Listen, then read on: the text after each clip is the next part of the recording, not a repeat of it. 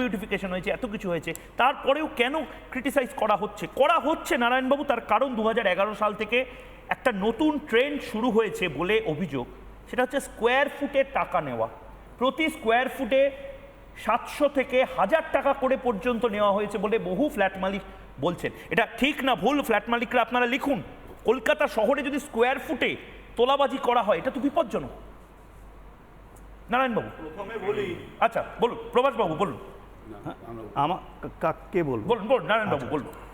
প্রথমে বলি যে যেগুলো হয়েছে সেগুলো তো সত্যি, এবং আরও কিছু ঘটনা আমিও জানি বলছি, কিন্তু এখানকার মেয়র যে দোষ সমস্ত তার অফিসারদের ঘাড়ে দিতে চাইছেন কাউন্সিলরকে এবং নিজেকে বাঁচাতে, সেটা যে উনি পারেন না সেটা অসত্য।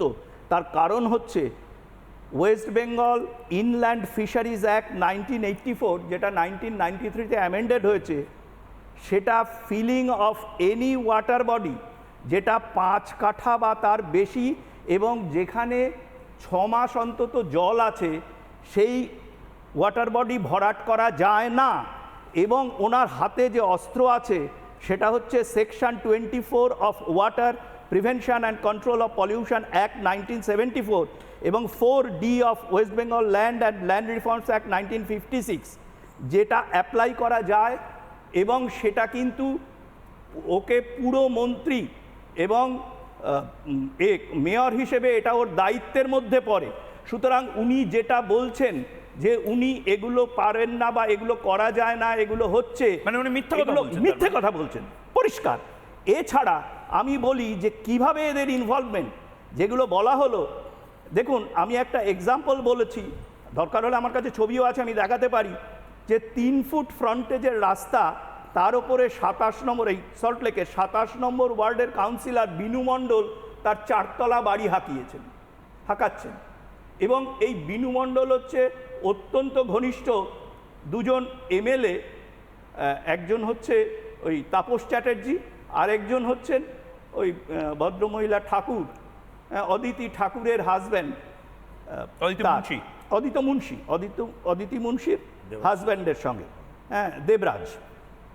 এছাড়া আমি আরেকটা জিনিস তুলছি, সেটা হচ্ছে আজকে ওয়েস্ট বেঙ্গলের যে নয়াঞ্জুলিগুলো, আপনারা একটা জিনিস লক্ষ্য করে দেখুন কিভাবে নয়াঞ্জুলিগুলো ভরাট হচ্ছে। এবং আমরা সকলেই দেখেছি যে উল্টোডাঙ্গা থেকে টানা যে সেই দমদম পার্ক অবধি যে নয়াঞ্জুলিটা ছিল, সেটা জায়গায় জায়গায় ভর্তি হচ্ছে বলে দৈপায়ন সেন গুপ্ত একটা মামলা করেন। এবং কেউ দেখতে পাইনি এই যে নয়াঞ্জলি ভরাট হচ্ছে প্রতিদিন, তো নিশ্চয়ই ওখানে ট্রাফিক পুলিশ আছে, এমনি পুলিশ আছে। আরে ওখানে নিজে মন্ত্রী, একজন যিনি মন্ত্রী, দমকল মন্ত্রী, তিনি ইনভলভ, এবং সেখানে আপনারা গেলেও দেখতে পাবেন। আপনি নারায়ণবাবু, আপনি দমকল মন্ত্রীর কথা বলছেন, আমি আপনাকে একটু ইন্টারাপ্ট করছি। দমকল মন্ত্রী একদিকে, অন্যদিকে সব্যসাচী দত্ত, দমকল মন্ত্রীরই সতীর্থ, সব্যসাচী দত্ত ঠিক কি বলছেন একবার শুনে নেব। তিনি আবার আরো ভয়ঙ্কর কথা বলছেন, একবার শুনে নি। বিল্ডিং রিলেটেড ইলিগাল কনস্ট্রাকশন নিয়ে আমার কাছে যে যে আবেদন এসছে, আমি সেইগুলো মিউনিসিপ্যাল কর্পোরেশনের বিধাননগরের executive engineer building plan, commissioner Bidhannagar corporation এবং মাননীয় মেয়রকে তাদের কমপ্লেনের কপি অ্যাটাচ করে পাঠিয়ে দিয়েছি। দুর্ভাগ্যক্রমে হোক বা যে কোনো কারণেই হোক, সময়ের অভাবে হোক, এখন অবধি আমার কাছে এই 3 জনের তরফ থেকে কোনো অ্যাকশন টেকেন রিপোর্ট আসেনি। যেটা বাস্তব সেটা উনি হয়তো আরও বেশি গুরুত্বপূর্ণ কোনো কাজ আছে, সেই জন্য এটা হয়তো গুরুত্ব দিয়ে উঠতে পারছেন না। কি অবস্থা ভাবুন। এখানে আমি একটা জিনিস কন্টিনিউ করতে চাইছি, যে গ্রিন বেঞ্চ কিন্তু অলরেডি রায় দিয়েছেন যে 30শে মে 2022-এর মধ্যে একে অরিজিনাল জায়গায় ফিরিয়ে দিতে হবে। তাহলে এই আইনগুলো রয়েছে, মমতা বন্দ্যোপাধ্যায় আইন জানেন না? রাজ্যে কোনো আইন মন্ত্রী নেই, রাজ্যে কোনো পরিবেশ মন্ত্রী নেই। আমি জানি না যে সবাই সবকিছু আইন মারফত করবে আর মমতা বন্দ্যোপাধ্যায় এবং তার দল করবে না, এটা তো চলতে পারে না। এই মুহূর্তে অরুণাচল প্রদেশ থেকে একজন দর্শক আমার সঙ্গে রয়েছেন, ডক্টর পল্লব বসু, অরুণাচল প্রদেশ থেকে ডক্টর পল্লব বসু। ডক্টর বসু বলুন, আপনি অরুণাচল প্রদেশে কলকাতার বাসিন্দা, অরুণাচল প্রদেশে কাজ করেন না? অরুণাচল প্রদেশেরই মানুষ? হ্যাঁ, আমি কলকাতার বাসিন্দা, অরুণাচল প্রদেশে চাকরি করি। আচ্ছা বলুন। ডক্টর পল্লব বসু। আমার কথা হচ্ছে এত আলোচনা করার কি আছে এখানে? আজকে একটা একটা জায়গায় বাড়ি ভেঙে পড়েছে, সেখানে মেয়রের দায়িত্ব আছে এবং ওখানকার কাউন্সিলরের দায়িত্ব আছে। আমি দায়িত্ব নিয়ে বলছি, মেয়র ওখান থেকে পয়সা নিয়েছে, কাউন্সিলর পয়সা নিয়েছে, হ্যাঁ, করে ওই বাড়িগুলো হয়েছিল এবং 10টা মানুষের প্রাণ গেছে। ঠিক। আজকে ওদের ওই ববি হাকিম আর ওদের আজকে অ্যারেস্ট করা উচিত এবং পানিশমেন্ট দেওয়া উচিত। এর বাইরে কোনো কথা হবে না। ঠিক। হ্যাঁ, আজ মমতা ব্যানার্জি ওই মুখে মাথায় 4টে সেলাই দিয়ে এগিয়ে হসপিটালে গিয়ে যে সেন্টিমেন্টের সুশ্রুতি তুলছে না, ওগুলো হচ্ছে ভোটের রাজনীতি। বেশ বেশ হ্যাঁ, বেশ। আপনি অনেক করেছেন মমতা ব্যানার্জি, এবারে আপনি যান, আপনার বিসর্জনের বার্তা বেজে গেছে। বেশ বেশ, অনেক ধন্যবাদ। একজন দর্শকের কল আমি নিলাম। আমি প্রভাসবাবু আপনার কাছে খুব স্পেসিফিক জানতে চাই, আপনি কলকাতা কর্পোরেশনের সাথে দীর্ঘদিন যুক্ত, দর্শকেরা পর্যন্ত বলছে যে খালি ইঞ্জিনিয়ার বা বিভিন্ন যারা অধস্তন কর্মচারীরা রয়েছেন কলকাতা কর্পোরেশন, তাদের ওপর দায় চাপানোটা ঠিক নয়। তার কারণ কর্তা যদি চুরিটা না জানে, কর্মচারী চুরি জানতে পারে না। I fully agree with this view, একদম ঠিক কথা। করছে কেন? এই যে আবারও বলছি, ক্ষমা করবেন আপনার আমাকে স্যার, কিন্তু এই ন্যাকামোটা হচ্ছে কেন? অ্যাকচুয়ালি যেটা বলা হচ্ছে, কাউন্সিলর ছাড়া কোনো কাজ হয় না। প্রত্যেক ওয়ার্ডে ওয়ার্ডে কাউন্সিলরের কাছে আগে খবর যায়। ইভেন আপনি যদি একটা কাজ করতে যান, তার যে মেটেরিয়ালটা আপনার লাগবে, মেটেরিয়ালটা you have to procure from their people. এবং এই তোলাবাজির তো অভিযোগ ওঠে কাউন্সিলরদের প্রত্যেক বিরুদ্ধে। এলাকায় একটা থানা আছে, এই এলাকায় এই কন্ট্রোল করবে। প্রত্যেক এলাকায় একটা করে সাপ্লায়ার আছে, ওকে ছাড়া আপনি মাল নিতেই পারবেন না। এবং আপনি যদি অন্য কাছ থেকে মাল নিয়ে আসেন, দেখবেন সঙ্গে সঙ্গে আপনার বাড়ি ঘেরা হয়ে গেছে। আপনি লরি করে মনে করুন কোর্ট থেকে মাল এনেছেন, সিমেন্ট আনুন, বালি আনুন, পাথর আনুন, আপনার ফেলতেই দেবেন ওখানে। এটা ঠিক না ভুল আমি দর্শকদেরকেও বলবো, আপনারা যারা এই মুহূর্তে ইউটিউব এবং ফেসবুকে দেখছেন তারা আমাকে ট্যাগ করে লিখুন, ময়ূক এটা ঠিক উনি বলছেন বা এটা ভুল। আপনারাও সঙ্গে সঙ্গে লিখে বলুন যে উনি যে বলছেন মানে ঘেরাও করে দিতে পারে। এবং এই যে মেটেরিয়ালটা আপনি আজকে বলছে যে আমি মেটেরিয়াল টেস্ট করতে যাব, কি টেস্ট করবেন? It is not within your control. আপনি টেস্ট করতেই পারবেন না, ওরা যা দেবে আপনি নিতে বাধ্য। আপনি যদি বাড়ি করতে চান, কোন কনস্ট্রাকশন করতে চান, ওরা যেটা দেবে সেটাই আপনি নেবেন। কারণ বালিটা হচ্ছে পাতলা বালি দেয়, যেটা আমাদের কোর্স মেটেরিয়াল দরকার, পাবো না আমরা। কাজে সেখানে টেস্ট করে আপনি কী পাবেন? যা পাবেন সেটাই পাবেন।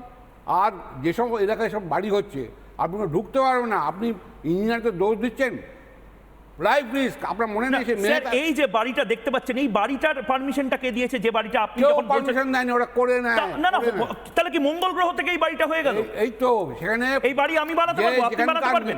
তারাই করছে এগুলো, এবং এখানে কোনো পারমিশনের দরকার হয় না। কাউন্সিলর যেটা বলবে সেটাই হবে। তা এটা তো একটা ভয়ঙ্কর দিক আমাদের জন্য, সাধারণ মানুষের জন্য, যারা ট্যাক্সের টাকা দিচ্ছি, যারা প্রতি সময় ট্রাফিক পুলিশ যখনই দাঁড় করায় তখন দাঁড়াচ্ছি, আমাদের সমস্ত ডকুমেন্ট দেখাচ্ছি, মিউনিসিপ্যাল কর্পোরেশন যখন আসছে আমরা কোঅপারেট করছি, আমরা যখনই যা পারমিশনের দরকার লাইন দিয়ে আমরা বিল পে করছি, পারমিশনের জন্য কর্পোরেশন অফিসে যাচ্ছি, আমাদের জন্য এই সমস্ত আইন। ফিরহাদ হাকিমের জন্য কোনো আইন নেই? কোনো আইন নেই। আপনি না, এটাও হতে পারে না।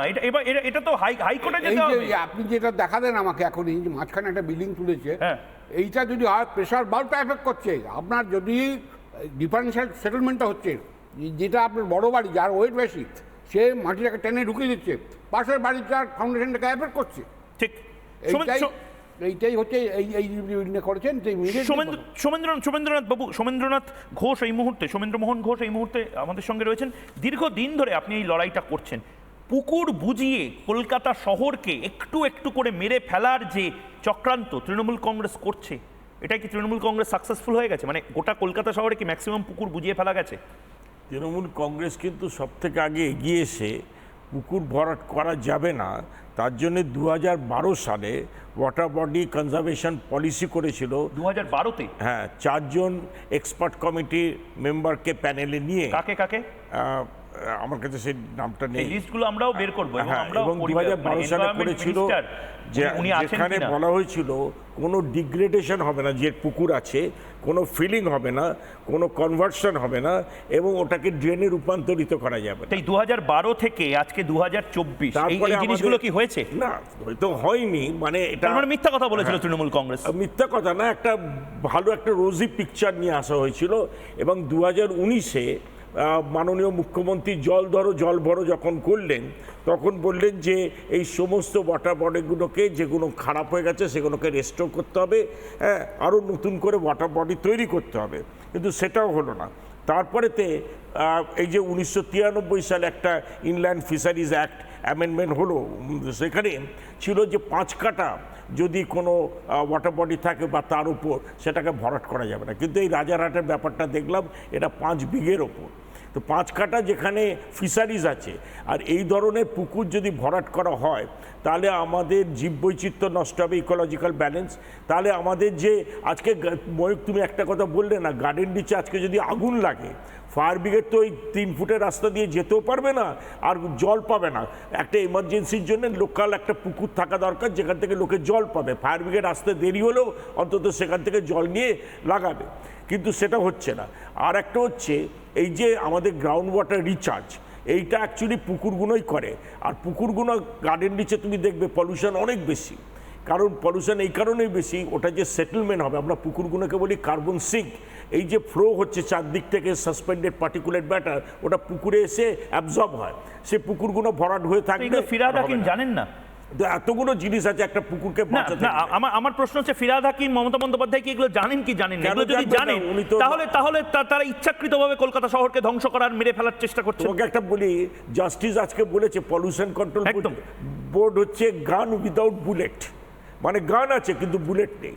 তো এই পলিউশন কন্ট্রোল বোর্ডের অবস্থা এবং পরিবেশ দপ্তর যাদের এসব সমস্ত দেখা উচিত, তুমি যেটা ঠিকই বললে, পরিবেশ মন্ত্রী একদম চুপ, পরিবেশ দপ্তর চুপ, পলিউশন কন্ট্রোল বোর্ড তো মুখে কোনো ভিজিটও কোনো জায়গায় করছে না। তো এটা একটা ঘোরতর অপরাধ, একটা এনভায়রনমেন্টাল ক্রাইম। আমি শম্ভুনাথ দে আপনার কাছে যাব। শম্ভুনাথ দে রাজারহাটের বাসিন্দা, প্রতিবাদী মানুষ এবং বারবার প্রতিবাদটা করছেন। কোথাও গিয়ে মনে হচ্ছে শম্ভুনাথ বাবু, এই যেভাবে তৃণমূল কংগ্রেস অতিষ্ঠ করছে, কাউন্সিলর, মেয়র কেউ কিচ্ছু জানেন না, চেয়ারম্যান কেউ কিচ্ছু জানেন না, এই সমস্ত কিছু এমনি এমনি বাইরে থেকে, চাঁদ থেকে, সূর্য থেকে, মঙ্গল গ্রহ থেকে মানুষ এসে পুকুর ভরাট করে চলে যাচ্ছে। শম্ভুনাথ বাবু, ঠিক এরকম ব্যাপারটা নয়, বিষয়টা একটু অন্যরকমভাবেই চলছে। আমাদের এই জিনিসটা হওয়া আরম্ভ হয়েছিল 24-25 তারিখ থেকে, বিগত ফেব্রুয়ারি মাস থেকে আরম্ভ হয়েছে। এটা গভীর রাতে কাজটা হচ্ছিল, তো গভীর রাতে কাজটা হওয়ার ফলে এত বড় বড় ডাম্পার, এত বড় বড় জেসিবি ঢুকছে, তার যে আওয়াজ, সেই আওয়াজে আশেপাশে সমস্ত ঘরের মানুষের নিদ্রা ভগ্ন হতে চলেছে, যার ফলে মাটির ধুলো বালি তো ঘরে ঢুকছেই। তো এইটার থেকে আমরা পরিত্রাণ পাওয়ার জন্য আমরা প্রথমেই যোগাযোগ করি আমাদের ওখানকার যিনি মেয়র ইন কাউন্সিলের সদস্য এবং কাউন্সিলর মিসেস রহিমা বিবিকে, তাকে আমরা কল করি এবং দুর্ভাগ্যবশত আমরা কল করার সাথে সাথে উনি চলে আসেন, যা হোক আমাদের সাথে মিট করেন। তো তার আগে আমরা এইদের ছেলেদের যারা এইসব ভরাট করছিল তাদের সাথে আমাদের বাকবিতণ্ডা হয়।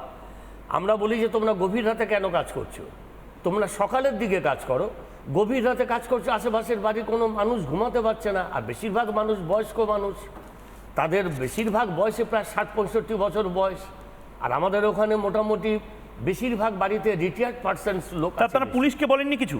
পুলিশকে আমরা বলেছি, এখানে একটা মজার ব্যাপার আছে, পুলিশকে আমরা একটা চিঠি দিয়েছিলাম, সমস্ত বিষয়টা লিখে আমরা চিঠি দিয়েছিলাম, সেই চিঠিটা নিয়ে গেছিলাম থানায় কিন্তু চিঠিটা রিসিভ করেছি, কিন্তু কোনো রকম রিসিভিং কপি দেননি। চিঠিটা নিয়ে নিয়েছেন, চিঠিটা হাতে করে নিয়ে নিলেন, কিন্তু কোনো রিসিভিং কপি দিলেন না, বললো এখন আমাদের সাহেব নেই, সাহেব আসার পরে আমরা এই ব্যাপারে